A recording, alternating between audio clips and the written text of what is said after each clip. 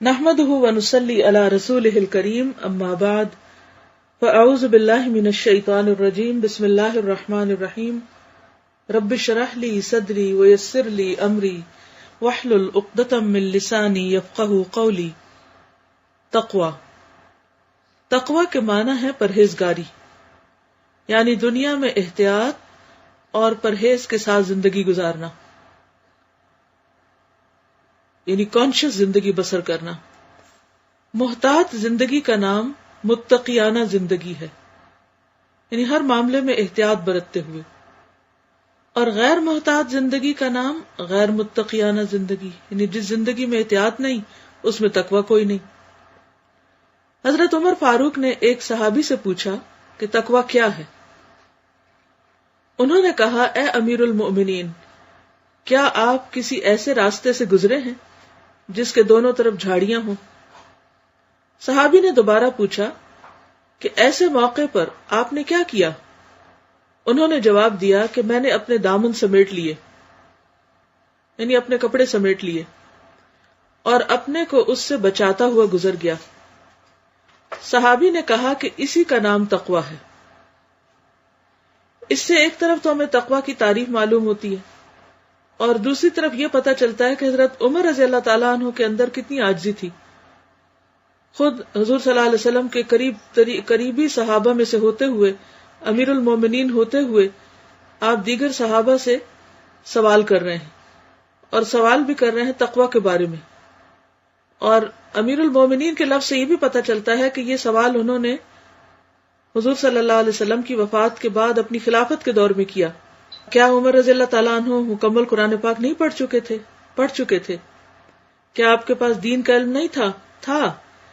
لیکن حضرت عمر رضی اللہ تعالیٰ عنہ کی عاجزی اور علم سے محبت اور شوق کا اندازہ اس بات سے ہوتا ہے کہ وہ ہمیشہ دوسروں سے سیکھتے تھے۔ جس کسی سے بھی ملتے اس سے سوال کرتے اور کچھ نہ کچھ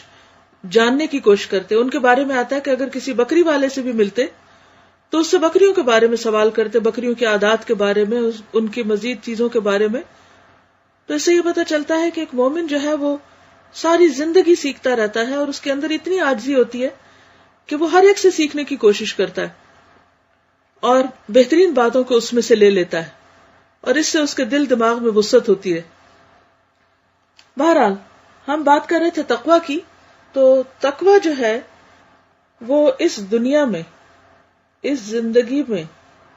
اس زمین پر رہتے ہوئے اپنے گھر والوں کے بیچ میں، اپنے رشتہ داروں کے بیچ میں، اپنے اور ملنے جلنے والوں کے بیچ میں اس طرح رہیں کہ اپنا دامن سمیٹ کے رکھیں۔ کیونکہ ہم بعض اوقات دوسروں کو بلیم کرتے رہتے ہیں، فلاں ایسا ہے، فلاں ایسا ہے، فلاں نے یہ غلطی کی، فلاں نے میرے لیے مشکل پیدا کر دی، فلاں کا یہ قصور ہے، لیکن ہم یہ نہیں دیکھتے کہ ہم خود کہاں کہاں جا الجھے، ہم خود کتنا دوسروں کے معاملات میں انٹرفیئر کر رہے ہیں، ہم خود کہاں کہاں اپنا ہاتھ پھنسا رہے ہیں، ہم کس کس شاخ کے ساتھ الجھ رہے ہیں۔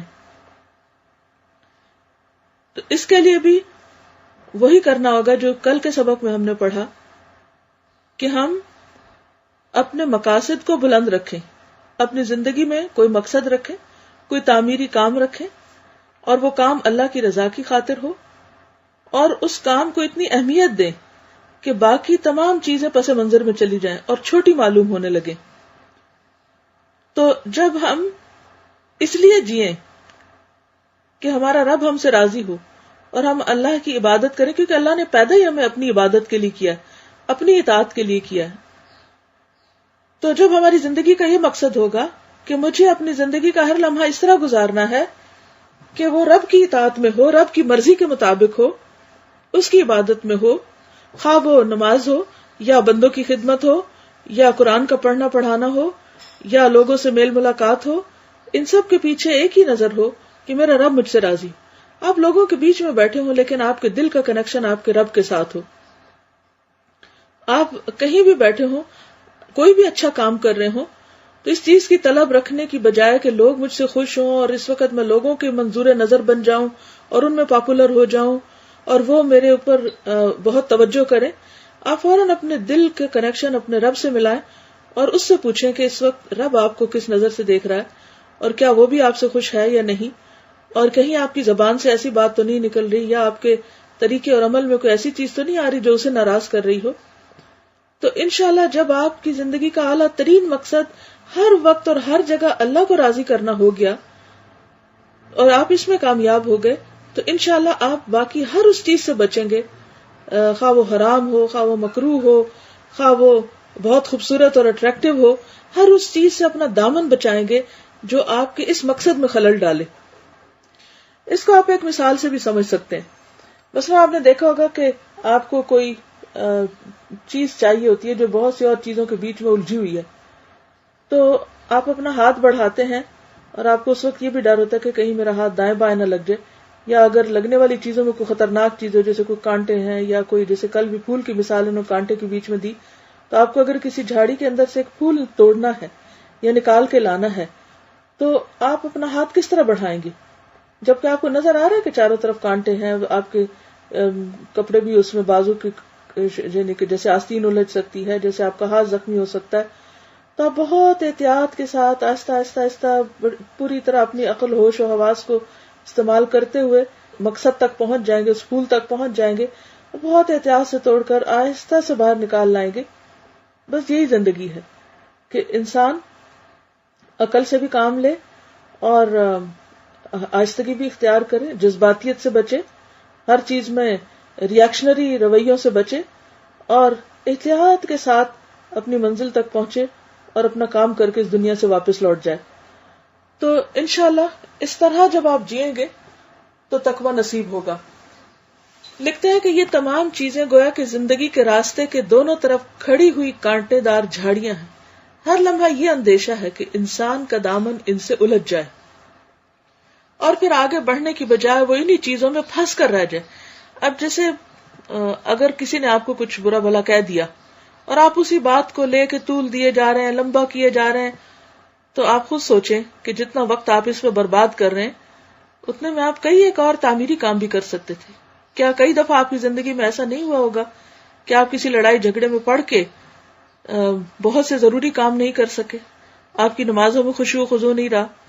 اور اسی طرح کے اور بہت سی چیزیں جو آپ کے فرائض میں تھی, جو آپ کی کرنی چاہیے تھی, وہ نہیں کی آپ نے. کیونکہ سب سے بڑا نقصان اس کا یہ ہوتا ہے کہ انسان اپنے مقصد سے ہٹ جاتا ہے, وہ اپنی ذمہ داریاں نہیں پوری کرتا اور غیر ضروری چیزوں کی طرف چل پڑتا ہے. اور شیطان کا کام بھی یہی ہے کہ وہ انسان کو ان چیزوں میں الجھا دے. قرآن پاک میں آتا ہے قل لعبادی یقول التی ہی احسن, میرے بندوں سے کہو کہ اچھی بات کیا کرے, کیونکہ شیطان تمہارے درمیان جھگڑے ڈلواتا, فساد ڈلواتا ہے. اس کا تو کام ہی ہے غلط فہمیاں پیدا کرنا. تو ایسی صورت میں انسان اگر صبر کر جائے, تھوڑی دیر انتظار کر لے, تو مسائل خود بخود حل بھی ہونے لگتے ہیں. اور اگر مسائل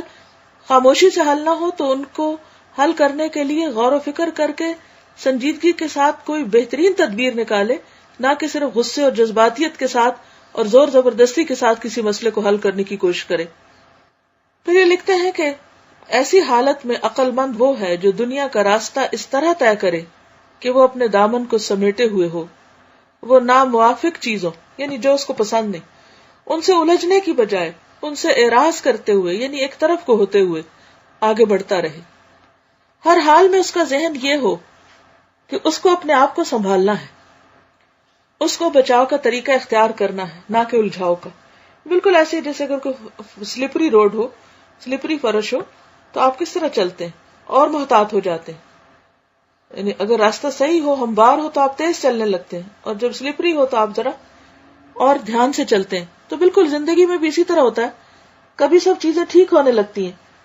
تو آپ کی رفتار میں تیزی آ جاتی, اور کبھی چیزیں مرضی کے خلاف ہونے لگتی, تو اس میں بھی اللہ کی مصلحت ہوتی ہے اور ہمارا امتحان ہوتا ہے. تو وہاں پر انسان کو اور زیادہ محتاط ہونا چاہیے, اندھی دوڑ کی ضرورت نہیں. انسان صحیح فطرت پر پیدا کیا گیا ہے, کوئی چیز رکاوٹ نہ بنے تو ہر انسان اپنے آپ صحیح رخ پر اپنا سفر طے کرے گا. اس لیے اصل اہتمام کی بات یہ ہے کہ آدمی غیر فطری رکاوٹوں کو اپنے لیے رکاوٹ نہ بننے دے. یعنی اللہ نے ہر ایک کے اندر خیر رکھی. اسی وجہ سے اللہ تعالیٰ نے موسیٰ علیہ السلام اور ہارون علیہ السلام کو کہا تھا کہ اذهبا الی فرعون دونوں پھر فرعون کے پاس جاؤ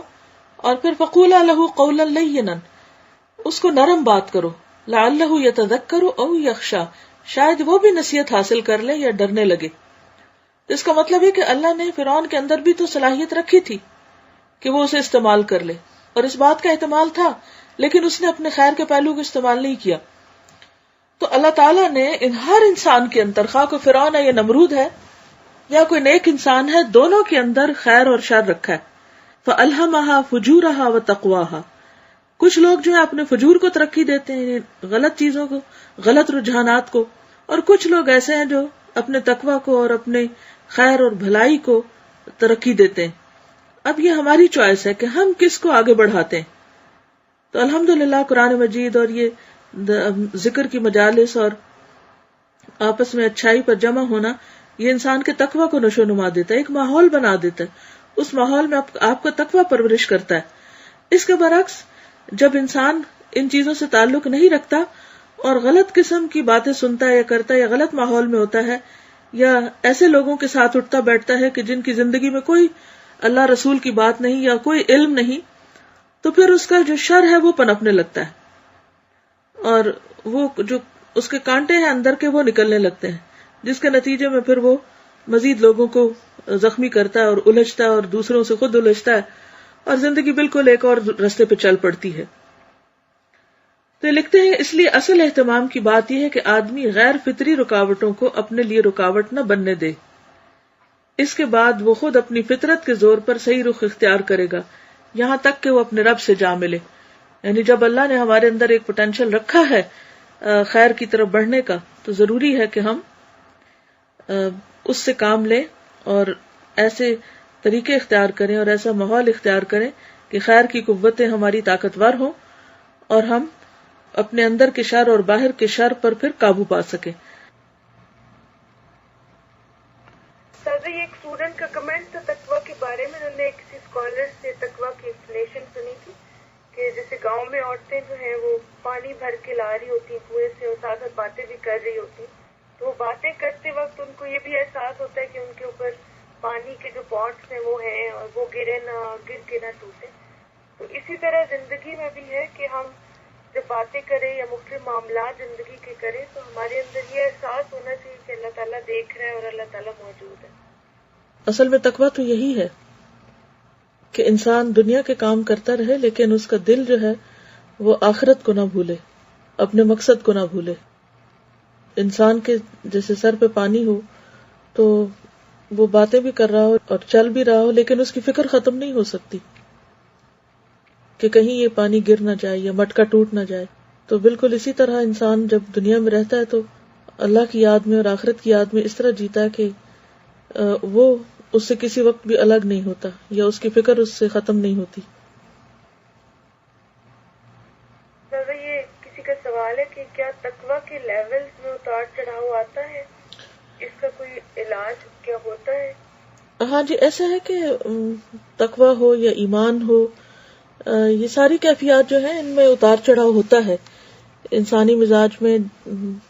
مختلف کیفیات آتی رہتی ہیں اور علاج اس کا یہی ہے کہ جیسے کسی بھی چیز کی جب ڈیفیشنسی ہوتی ہے جسم میں، مثلا اگر آپ کے جسم میں شوگر کی کمی ہو جاتی ہے یا بلڈ کی کمی ہو جاتی ہے، آئرن کی کمی ہو جاتی ہے، پانی کی کمی ہو جاتی ہے، تو پھر علاج کیا ہوتا ہے کہ جس چیز کی کمی ہے اس کو پورا کیا جائے۔ اور تقویٰ کی جب آپ سمجھے کہ کمی ہو رہی ہے تو پھر وہ چیزیں اختیار کریں جن سے تقویٰ میں اضافہ ہوتا ہو۔ یہ ایک اچھا کمنٹ ایک اسٹوڈنٹ لکھا کہ تازہ ہم نے بہت دفعہ یہ سنا اور پڑھا کہ اچھی صحبت اچھے اعمال کا باعث بنتی ہے، لیکن میں نے اس بات کو یہ ٹاپک پڑھنے کے بعد محسوس کیا کہ تقویٰ بھی ایک ایسی خوبی ہے جس پر صحبت کا بہت اثر ہوتا ہے۔ جیسے میں اپنی دوست کے ساتھ بیٹھی جو بہت زیادہ دنیاوی باتیں کر رہی تھی اور جتنی دیر میں اس کے ساتھ بیٹھی رہی ہم سے دنیاوی باتیں کرتے رہے، اور جب میں اس مجلس سے اٹھ کر آئی تو میرے اندر یہ احساس ہوا کہ آج نہ کوئی اللہ کی بات ہوئی اور نہ ہی ہماری باتوں کے اندر یہ احساس تھا کہ تقویٰ بھی ہونا چاہیے۔ تو میرا خیال ہے تقویٰ پیدا کرنے کے لیے اچھی صحبت بہت زیادہ ضروری ہے۔ جی ہاں، اچھی صحبت اور اچھی کتب کا مطالعہ، اچھی کمپنی اچھے کام کرنا. پھر زیادہ تھوڑا سا یہ کہ جیسے انسان خود بھی یہ احساس اپنے اندر ڈیولپ کرے نا. جیسے